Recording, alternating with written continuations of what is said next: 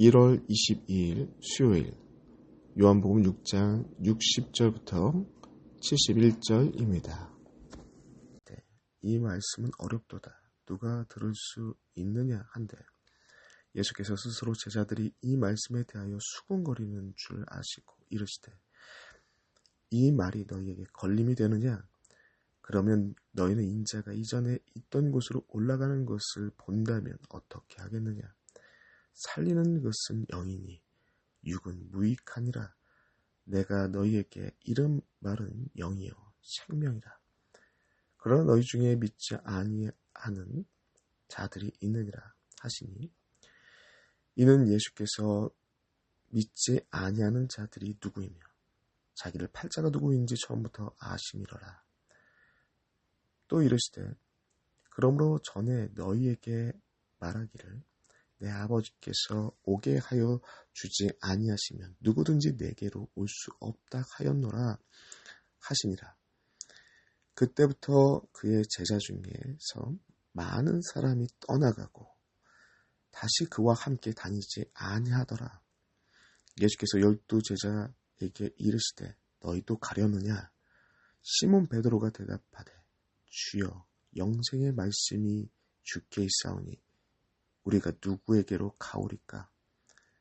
우리가 주는 하나님의 거룩하신 자인 줄 믿고 알았사옵나이다. 예수께서 대답하시되 내가 너희 12를 택하지 아니하였느냐? 그러나 너희 중에 한 사람은 마귀니라 하시니 이 말씀은 가롯 시몬의 아들 유다를 가리키심이라. 그는 12 중에 하나로 예수를 팔자러라. 아멘. 오늘 본문 말씀을 보시면 예수께서 하신 말씀, 나는 생명의 떡이다. 하늘의 떡이다. 참된 양식이다. 참된 음료다. 라는 그 비유의 말씀을 듣고 사람들이 어려워하는 장면이 반복해서 나옵니다. 먼저로는 41절부터 나와 있는 내용을 보시면 유대인들이 어려워합니다. 그리고 60절 이후의 내용을 보시면 예수를 따르는 제자들도 어려워합니다. 60절 말씀을 보시면요. 어렵도다. 누가 들을 수 있으랴. 제자들이 이 말씀에 대하여 수군거리는 줄 아시고, 수군거리다라는 표현은 원문의 표현에는 불평불만하다라는 의미를 담고 있는 표현입니다. 이 말이 너희에게 걸림이 되느냐라고 말씀합니다. 마찬가지로 이 원문의 표현은 올무, 이 걸림이다라는 것은 올무, 불편하다, 비틀거리다. 기존에 갖고 있던 생각과 신념들이 비틀거릴 정도로 불편하다라는 의미가 이 걸림이라는 표현입니다. 여기서 우리는 한 가지 질문을 던져볼 필요가 있습니다. 왜 이들은 진리의 말씀을 듣고도 혼란스러워하고 있느냐라는 질문을 던져봐야 됩니다. 그리고 구원과 영생에 대한 말씀을 아주 쉬운 비유로, 일상에서 우리가 흔히 쓰는 비유로 예수께서 친절하게 설명하고 있는데 왜 이들은 이 말씀을 듣고 어려워하고 있는가?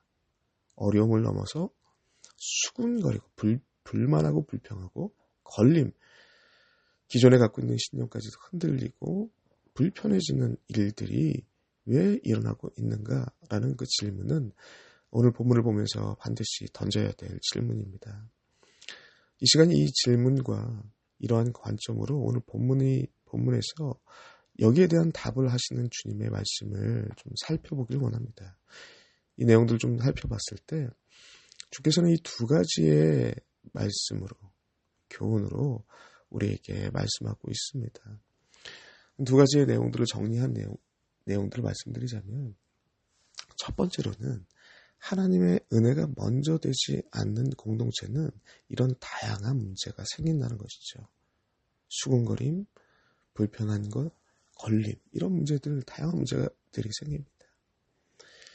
이 내용은 앞서 유대인들이 수군거렸을 때, 의견 다툼이 있었을 때, 예수의 말씀을 듣고 이러한 일들이 있었을 때 예수께서 하신 말씀의 내용 가운데 담겨져 있습니다. 43절의 말씀을 보시면요. 예수께서 대답하여 이르시되 너희는 서로 수군거리지 말라. 44절에 나를 보내신 아버지께서 이끌지 아니하시면 아무도 내게로 올 수 없으니 오는 그를 내가 마지막 날에 다시 살리리라. 아버지께서 허락하지 않으면 내게로 올 수 없다라는 그런 말씀을 하고 계시죠. 그리고 60절의 내용 이후에도 제자들은 유대인처럼 예수님의 말씀을 듣고 어렵다고 반응합니다. 그때 주님께서 65절에 어떤 답변을 하시느냐? 똑같은 답변을 하십니다. 65절에 전에 너희에게 말하기를 내 아버지께서 오게 하여 주지 아니하시면 누구든지 내게 올 수 없다 하였노라. 아버지께서 은혜 주시지 않으면 예수께서 말씀하시는 그 내용을 알지 못한다는 것이죠. 예수께서 무슨 얘기를 하고 있는지, 무엇을 하고자 하는지 전혀 알 수가 없다라는 말씀입니다. 즉, 우리가 믿음이 생기고 구원을 얻게 되고 이 모든 과정의 내용들은 하나님께서 전적인 은혜를 먼저 주셔야지 은혜가 가득해야 주님을 알 수도 있고 주님께서 말씀하시는 내용도 이해할 수 있고 더 나아가서 믿을 수 있게 된다라는 표현을 반복해서 주님께서 말씀하십니다. 반대로 얘기하자면 그것을 알지 못하였기 때문에 너희들이 어려운 것이고 하나님의 은혜를 먼저 구해야 되지 않았기 때문에 너희들이 마음속에 불만이 품어지고 불편한 것이다 라는 내용이 되는 것이죠. 그들은 하나님의 은혜가 아니라 그들이 갖고 있던 지식과 그들이 갖고 있던 작은 정보만을 의지하여서 생각하고 판단합니다. 그것을 내세웁니다. 이 42절을 보시면 저가 목수 요셉의 아들이 아니냐 그 부모를 우리가 아는데 라고 하면서 그들이 갖고 있는 정보, 그들이 갖고 있는 작은 지식을 앞세우고 있다는 것이죠. 그것만을 붙잡고 있다 보니 진리와 생명과 참 생명 되시는 그 복음의 말씀이 앞에 있음에도 불구하고 이해 안 되는 거죠. 어렵죠. 수근거리고 불만 품고 의견 다툼하고 걸림, 불편한 거죠. 이해가 안 된다는 것이죠. 이러한 다양한 문제가 생기게 되는 것입니다. 이 내용은 오늘날 고스란히 우리 신앙생활에 그대로 적용되는 말씀입니다. 우리가 교회 공동체에 하나님께서 주시는 은혜보다 인간의 지식과 경험과 판단이 앞서게 된다면 공동체는 다양한 수군거림과 의견 다툼과 걸림이 계속될 것입니다. 지속될 것입니다. 그러나 반대로 하나님께서 주시는 은혜, 모든 모임의 시작의 끝이 하나님의 은혜로 풀어가길 원합니다. 라고 반응하게 된다면 이 공동체는 정말로 아름다운 공동체가 될 것입니다. 본문의 44절에 선지자들의 가르침을 받게 될 것이고 하나님의 아버지의 말씀을 듣고 배우게 되는 일이 일어날 것입니다. 45절이죠. 그리고 그 말씀을 믿어 영생을 가지게 됩니다. 47절의 내용입니다.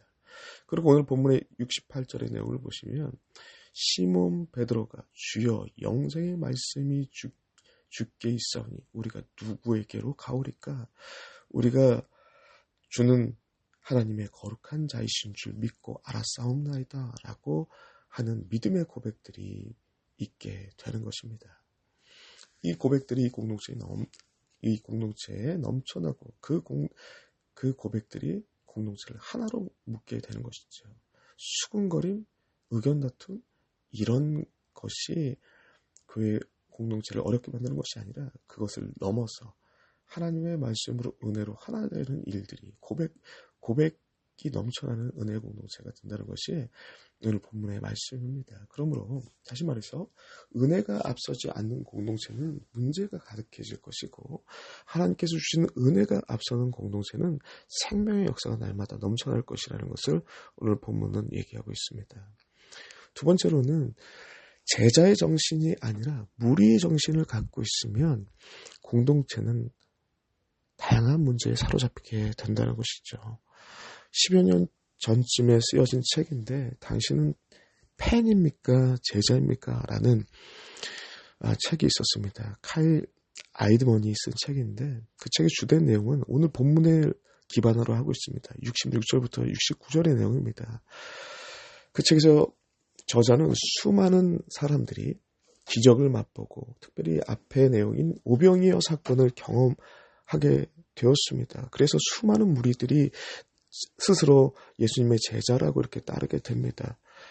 오병이어를 경험했던 사람들은 마치 모세의 만나의 기적을 연상하며 예수를 따르게 됩니다. 그런데 그 따랐던 무리들이 예수님의 말씀들을 듣고 그리고 특별히 66절을 기점으로 무리 되어 따랐던 제자들은 떠납니다. 그리고 반면 12제자는 남게 됩니다. 그 차이와 이유가 무엇이겠습니까? 그 내용을 아주 잘 정리한 책이 바로 카일 아이드먼이 쓴 팬인가 제자인가 라는 책에 담겨져 있습니다. 아주 유익한 내용들이 담겨 있어서 몇 가지만 중요한 핵심적인 내용들만 좀 소개한다면 저자는 이 무리, 예수님을 따라갔던 그 무리와 제자의 공통점에 대해서 이렇게 설명합니다. 이 두 그룹은 예수라는 분을 좋아한 그룹이다. 그리고 예수에 대한 관심도 가지고 있다. 그래서 그가 한 말과 그에 대한 정보에 대한 관심을 가지고 있고 그걸 수집하거나 알기를 좋아한다. 그런 특징을 가지고 있다는 거죠. 그리고 스스로 예수를 따른다 또는 스스로 예수를 따르겠다라고 말하기도 합니다. 이것이 공통점이라는 거죠. 그런데 명확하게 두 그룹의 차이를 만들어내는 것이 있는데 그것은 무엇이냐면 무리는 예수님을 떠난 그 무리는 결국 자신이 정한 범위 밖에 헌신을 하지 않습니다. 자신이 중심이 된다는 거죠. 자신이 정한 범위 밖의 헌신은 절대 하지 않습니다. 무리는요, 예수를 따른다라고 말은 하지만 역시 실제로 자신의 편의와 이익을 우선시합니다. 그것과 부딪히면 예수를 떠납니다. 신앙생활을 단순히 경험하는 것과 가벼운 종교생활 정도로 여깁니다. 호기심이죠. 그리고 이들에게 희생을 요구하면 곧바로 떠납니다. 그게 무리들의 모습이라는 거죠. 반면에 제자들은 이와 정반대입니다. 제자들은요, 자신이 정한 범위를 따라 움직이지 않습니다. 주님께서 정한 범위를 따라 움직입니다. 주께서 가라 하시면 가고요. 멈추라면 멈춥니다. 주님과 제자들이 했던 3년간의 훈련의 내용을 보시면 바로 이겁니다. 주께서 가라면 가고 멈추라면 멈춥니다. 그 훈련을 했던 것이죠. 제자들은 자신의 편의와 이익을 우선시하지 않습니다. 진정한 제자들은요, 주님 나라를 위해서, 복음 전파를 위해서 인생을 바칩니다. 인생의 최고의 가치로 여기고 그것을 따라 움직입니다. 또한 제자들은요, 주님을 위한 희생과 고난을 즐겨 선택합니다. 희생하라고 하면 도망가는 것이 아니라 그 희생을, 주님을 위한 희생이라면 그것을 즐겨 선택하는 자들이 바로 제자들입니다. 12제자에게는 무리와 다르게 이러한 정신이 있었기 때문에 예수님을 떠나지 않고 곁에 머물렀던 것입니다. 이 마데테스라는 그 어원적 의미는 자신의 삶을 결속시킨 자들이라는 의미가 담겨져 있습니다. 인생의 생각과 판단과 기준을 예수 그리스도로 삼는 자들이 바로 제자라는 것이죠. 비록 제자들의 3년의 행적을 보시면 그의 고백과 다짐처럼 굳건하게 이어졌던 건 아닙니다. 때때로 무너질 때가 있었습니다. 그러나 중요한 것은 여전히 그들은 넘어지고 서로 의견 다툼하고 또 서로 불만을 품고 이야기하고 낙심하고 걸림이 되어서 넘어질 때도 있었지만 그들이 언제든지 다시금 예수의 곁으로 돌아오고 예수를 중심으로 다시금 인생의 방향을 설정하기 때문에 그들은 제자라고 불렀던 것입니다. 오늘 본문에 나와 있는 시몬 베드로의 고백을 한번 보시기 바랍니다. 시몬 베드로의 표현을 보시면 영생의 말씀이 여기 있사오니 이 인생의 기준과 전환점이 여기 있다는 거죠. 우리가 누구에게로 가오리까 하면서 돌아오고 다시 서고 다시 시작하는 거죠. 우리에게는 바로 이 제자의 정신이 필요합니다. 무리의 정신을 가지고 있는가? 우리는 제자의 정신을 가지고 있는가? 오늘 본문을 통해서 우리가 살펴봐야 될 것입니다. 내 중심으로, 내 이익을 중심으로, 그리고 내 편의를 중심으로 움직이고 있다면 그건 제자가 아닙니다. 예수께 삶을 결속시키고 예수를 중심으로 삶의 모든 방향을 설정하는 것, 그것이 제자라는 것을 잊지 마시기 바랍니다. 그럼 두 가지 교훈의 말씀 잊지 마시기 바랍니다. 하나님의 은혜가 먼저 되지 않으면 공동체는 많은 문제가 생깁니다. 두 번째로는 제자의 정신이 아니라 무리의 정신을 가지고 있으면 오늘 본문의 말씀처럼 많은 문제가 생깁니다. 수군거림, 의견 다툼, 걸림, 이러한 다양한 문제들이 생깁니다. 반면에 하나님의 은혜를 먼저 두고 무리가 아니라 하나님의 예수 그리스도를 중심으로 하는 삶의 모든 방향을 결속시키는 제자의 정신을 갖고 있다면 그 공동체는 생명의 공동체가 될 것입니다. 이 말씀 잊지 마시고 능력 있게 개인을 세우시고 아름다운 공동체를 세워가시는 주의 백성 되시길 간절히 소망합니다. 시간 함께 기도하겠습니다. 하나님 너무나도 감사합니다. 오늘 이 시간 오늘 본 말씀을 통해서 하나님의 은혜가 먼저 되는 공동체가 되기를 원합니다.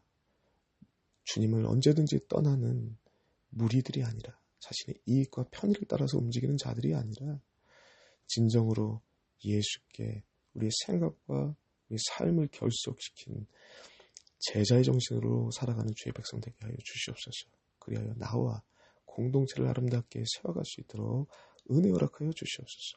예수 그리스도의 이름으로 기도드려옵나이다.